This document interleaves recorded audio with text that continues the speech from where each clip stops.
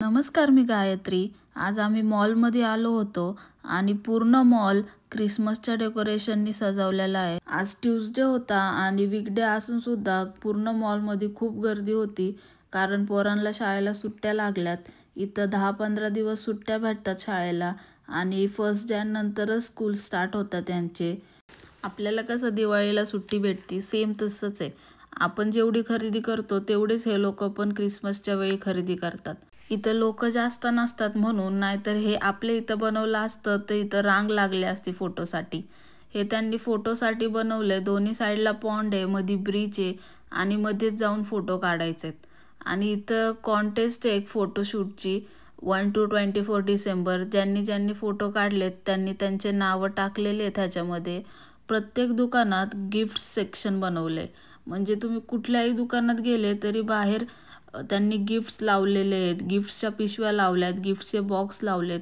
हा मॉलचा मधला भाग आहे आणि इथं मोठं डेकोरेशन केले आणि पूर्ण मॉलमध्ये पण छोटं काय ना काय त्यांनी ठेवलेलंच आहे सांता क्लॉसचं या सीझनच्या रिलेटेड.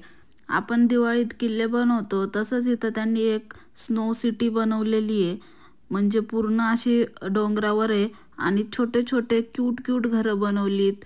तिथं लोक खेळतात ते, म्हणजे पूर्ण सिटी कशी असती तसंच सेम टू सेम बनवले.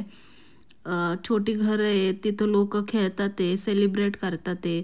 आम्ही जिथं राहतो सॅल्मनामध्ये एक स्मॉल सिटी आहे, म्हणजे अर्बनाइज नाही आहे जास्त, पण इथले पॉप्युलेशन थोडी कमी असल्यामुळं त्याचा एक फायदा होतो की आम्हाला प्रत्येक गोष्ट अशी शांततेने बघता येते. जास्त गर्दी नसती या सिटीमध्ये आणि मॉल्समध्ये पण मोठ्या सिटीच्या तुलनेत खूप कमी गर्दी असते, म्हणून खरं तर पीसफुल वाटतं इथं. लाईव्ह मॉडेल्स होते स्कीइंग करतानाचे, यांच्याकडं स्कीइंग करतात, आईस स्केटिंग करतात, खाली स्नोवर हॉकी पण खेळतात ते लोक. एक माणूस गिटार वाजवत बसलाय. आम्ही मागच्याच आठवड्यात केलोनामध्ये गेलो होतो.